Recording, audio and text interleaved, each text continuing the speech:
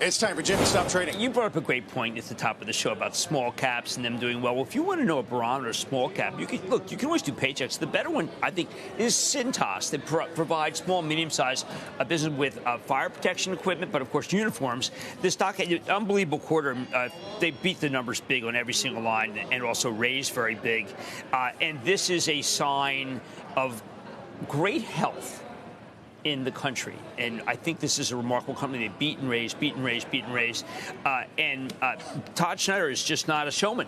He does not believe in showing off how good his company is. But look at that. That is an insane That's how you chart. make money in the market. That's what Larry Fink was talking about. Let's invest in companies we know. I mean, Cintas, if you take a look at almost every fire extinguisher, it's Cintas. What a great company. It does make you think about the jobs number a week from Friday. I think we're going to be strong. There's nothing wrong with strength and inflation going down. There is something wrong with strength and inflation going up. So Right. let's just hope that, I love oil going up. I know oil is an ancillary. We need to see rents down. We need to see used cars down. And those are really at the crux of what has to happen. Piece by UBS today, a little counter grain. There's a lot of people who feel that Disney, which, by the way, is a top 10 performer so far this year in the S&P, is largely because of Peltz. I think that Peltz has played a major role. This is the proxy fight. But this piece by UBS says sources of potential upside within the Disney model, including becoming an earnings compounder, of course, talking about the parks being good. DTC, the direct consumer, they think it's ramping, good margins. They expect it to be profitable soon. New price target 140. So this is a piece which just says, don't fret if this is the subtext. If Peltz doesn't get on, there's something very good here. Now, I think a lot of this, including the $7.5 billion in costs that they want to take out versus the $5.5 that they had not that long ago, is in respect to the fact that, listen, we hear the footsteps. We don't want Peltz on the board. But I would say that this piece says return to greatness in the same way that Peltz says return to greatness, but going a different way. So you prescribe this to Nelson and not to things that are working within the company? The company will not like me to say this, but I think that Nelson has concentrated the minds of the board and the CEO, Bob Iger. It's an impressive ramp. It does say how much they don't want Peltz on the board to some degree. But you know what? Look, there are things that are happening, but I think they're happening faster than we thought. And that is what I say. Peltz is an accelerant. I don't know whether he makes the board or not, but he has certainly been a lot behind a rally that I think the company would say had nothing to do with him. And I'm taking issue with that. Interesting. UBS was at 120. They go to 140, as you said. On Monday, Barclays went from 95 to 135. People are buying. People are buying into it. Now, what happened last time is when Peltz was going to the board, he called us and said, listen, he's done. Stock went from 115 to 80. So there's a lot of people who feel like, well, if he leaves now, is the pressure just going to come in and like they'll lose their urge? I am concerned about that. I'm concerned about it because when if you're taking out $2 billion more in costs, maybe do that slowly. If you're trying to get a transition going, maybe you do that more slowly. So I think that this is a mixed blessing. Again, I think the company would like to say Peltz has nothing to do with it. Kramer, go away. But I did read Jim Stewart's piece this weekend, and I did not feel in the New York Times that Peltz has nothing to do with it. Good.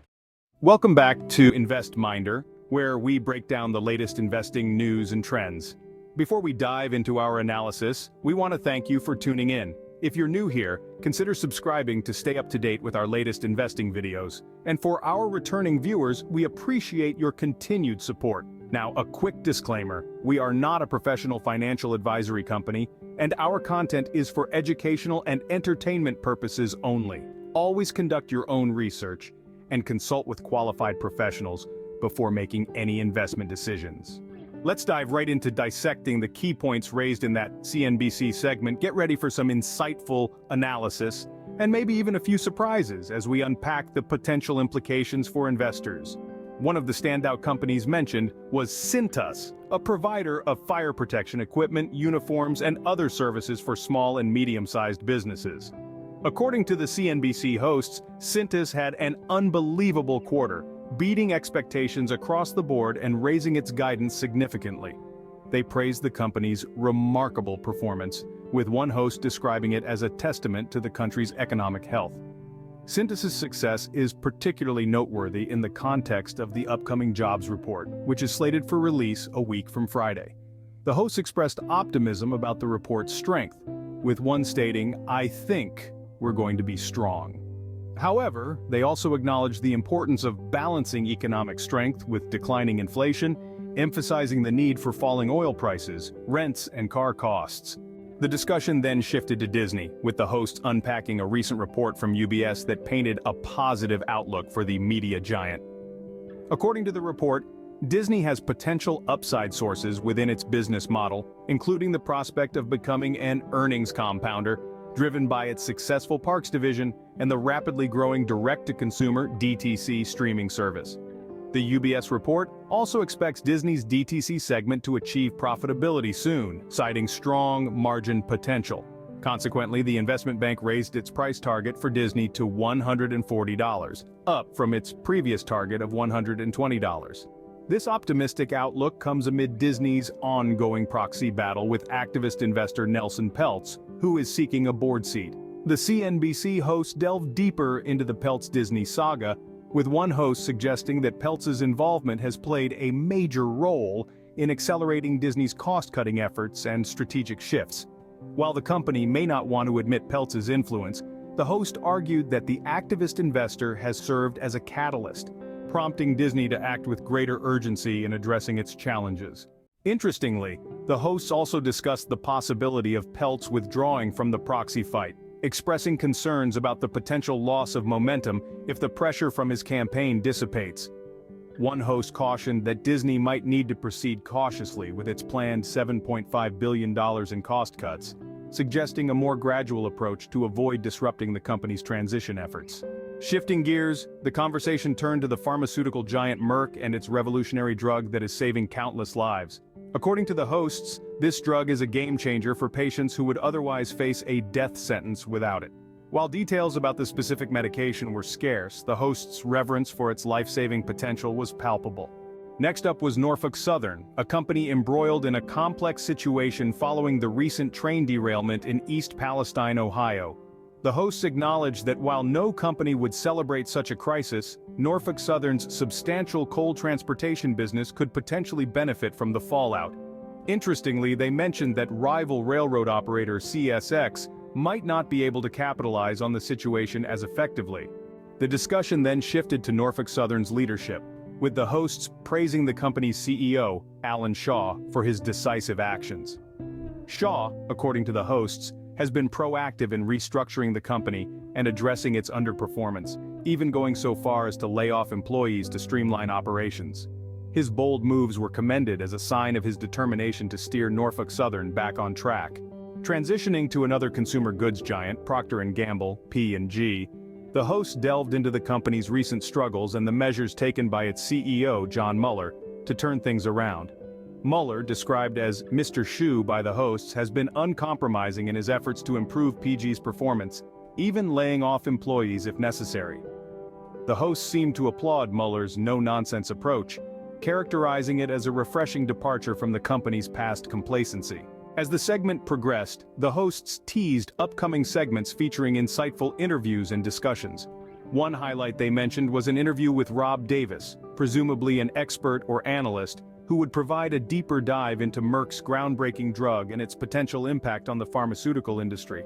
Another teaser involved a discussion about Jim Cramer's investing club, which the hosts described as a new niche, likely a slip of the tongue intending to say new niche. They praised the club's evolution from its previous association with Candley, which they deemed a real drag, to its current state, which they appeared to find far more engaging and worthwhile for members.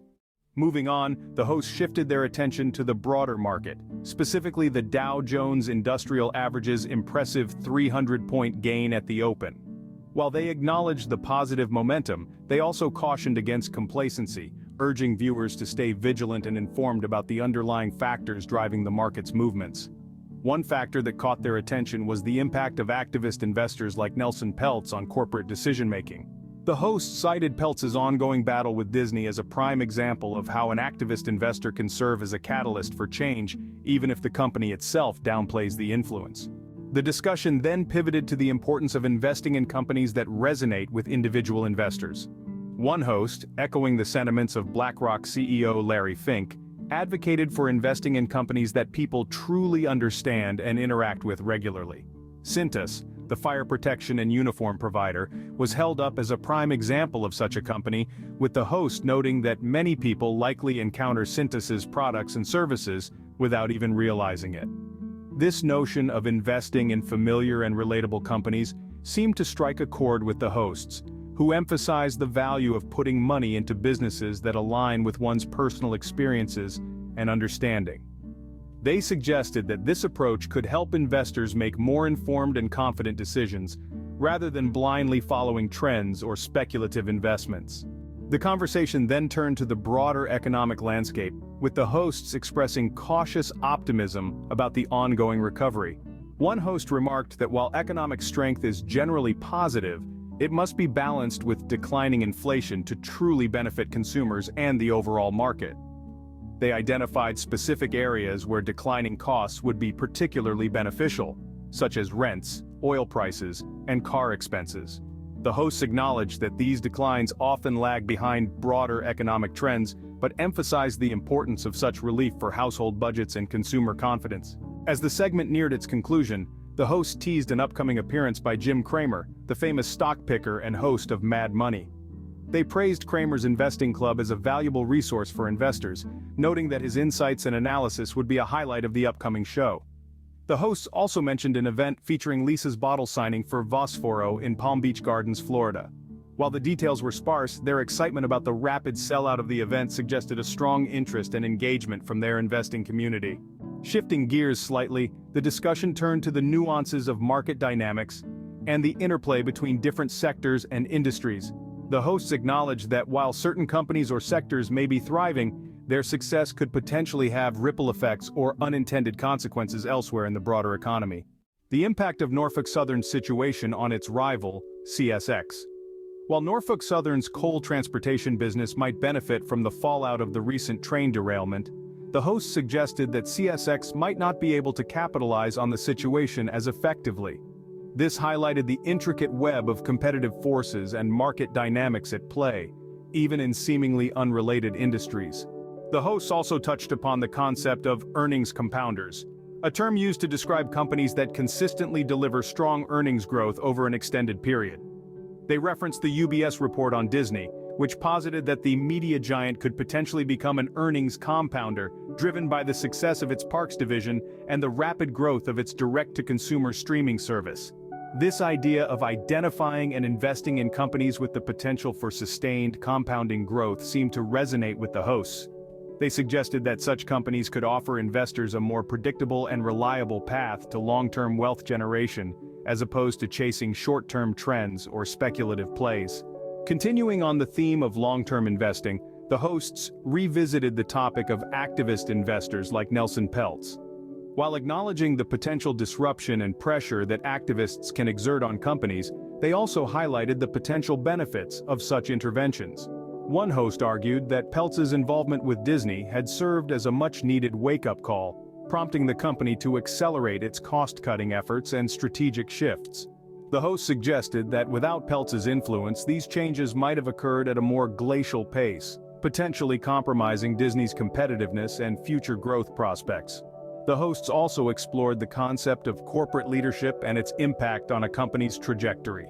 They praised the bold actions of executives like Norfolk Southern's Alan Shaw and Procter & Gamble's John Moeller, who were willing to make tough decisions and shake up the status quo to drive improved performance. The hosts seemed to appreciate leaders who prioritized results over optics, even if their decisions ruffled feathers or faced initial resistance. They suggested that such decisive leadership could be a key differentiator for companies seeking to navigate turbulent markets and stay ahead of the competition. As we bring this insightful discussion to a close, it's clear that the world of investing is a complex and ever-evolving landscape. From the intricacies of corporate governance and activist investor interventions to the ripple effects of industry disruptions and market dynamics, there are countless factors at play that can shape the fortunes of even the most established companies. However, amidst this complexity, there are also opportunities for savvy investors to identify potential gems and position themselves for long-term success. By staying informed, embracing a holistic understanding of the market, and aligning investments with personal experiences and values, investors can navigate these waters with greater confidence and clarity. As we've seen, companies that consistently deliver strong earnings growth, embrace bold leadership, and adapt to changing consumer preferences may offer the most promising prospects for sustainable returns. And while activist investors can sometimes ruffle feathers, their influence can also serve as a much-needed catalyst for positive change and shareholder value creation. At InvestMinder, our goal is to provide you with the insights and analysis you need to make well-informed investment decisions. We hope that this discussion has not only shed light on the latest market developments, but also inspired you to approach investing with a more strategic and nuanced mindset. Remember, investing is a journey, and knowledge is your greatest asset. Stay curious, stay vigilant, and never stop learning. And as always, we encourage you to conduct your own research and consult with qualified professionals before making any significant investment decisions. Thank you for joining us on this exploration of the investing landscape. Until next time, keep your mind sharp, your portfolio diversified, and your dreams ambitious. The world of investing is vast, and the opportunities are endless for those willing to embrace the pursuit of financial growth with passion and wisdom. Thanks again for watching, and good luck with your dividend empire aspirations. Hope you found today's analysis helpful as you look for profitable new stock opportunities. This was InvestMinder. Remember, knowledge equals profit in the stock market. Thanks so much for watching, and please hit that thumbs up button if you got value from this video. Make sure you click to subscribe as well to get our next videos when we reveal the best new insider stock purchases. Invest wisely, trade carefully, and we'll see you next time. Disclaimer: InvestMinder is an independent stock market commentary channel for entertainment and basic informational purposes only. We are not licensed financial professionals and do not provide personalized investing or financial advice. P.S. If you stayed watching until here, you are awesome. Thank you for enabling me to keep making these videos with all the likes and subscribes. Have a great day, and we love you all.